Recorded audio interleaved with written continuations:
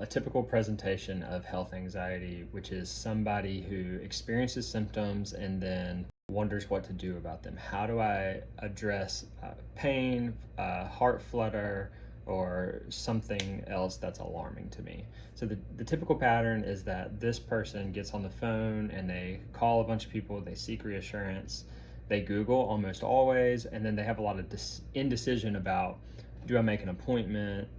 Do I go to the ER? And they waffle back and forth. They're very ambivalent about how they address it. So the typical solutions that you'll hear is get better info, know that pain in your chest doesn't always mean you're having a heart attack, or ask yourself, did you die last time, or something like that. But the problem with those solutions is that for every answer, you can come up with 10 exceptions.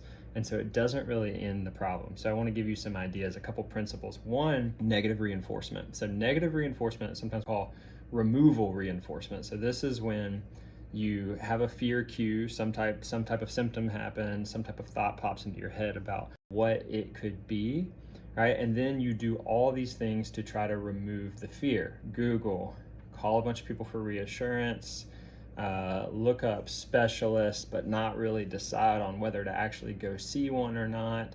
These are all things where you're trying to remove the fear, right? And so whenever you try to remove the fear, it actually increases how strong the fear is next time, because you spent so much time and energy after the cue trying to make the fear go down, which actually next time it comes around is going to make it even stronger. So this is how negative reinforcement works. So what we want to do is we want to decrease the length of time that we are trying to remove the fear, and we want to decrease the intensity, right? So we want to decrease the negative reinforcement. I'll explain how to do that in just a minute. And the other thing I want you to know is that thought suppression is not the boogeyman. So what I mean is, once you decide what to do with this symptom, it is okay to try to ignore it. Not necessarily to try to delete it out of your mind, but to literally distract yourself and do anything else. I'll put a link to a really helpful study that's really counterintuitive, because almost everything you read says thought suppression will make thoughts come back worse. There are specific instances where I would be careful about thought suppression, but not if you have recurrent anxiety about some problem that you're having a hard time getting past.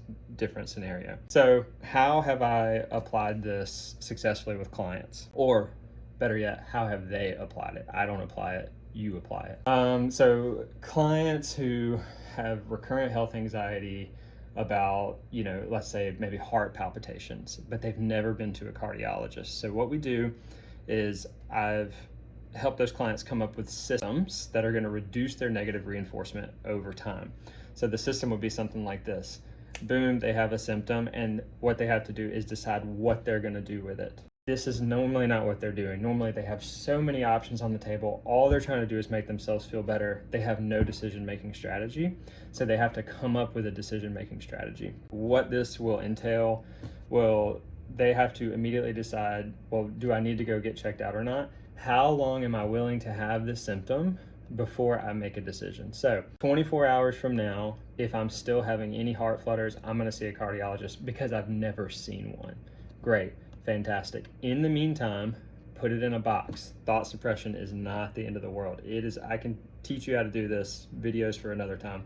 It is not the end of the world to put the thought in a box and say, I'm not going to think about it until 24 hours from now. If I'm still having this problem, I'm going to book with a cardiologist. Then I book with a cardiologist and I'm not going to think about it because I have adequately addressed the problem. I have taken reasonable precautions, right? And so what's normally happening is we have no framework, we have no decision-making strategy. We have to implement something that reduces the intensity of negative reinforcement and the duration of negative reinforcement. And then in the meantime, put it in a box, right? If it comes up to your mind, say, I've already addressed this, I already have a plan for this, and move on. If you do this over and over and over, you will get to the point to where you have very little health anxiety, because after the fear cue, you're not then reinforcing it by trying to remove all the fear.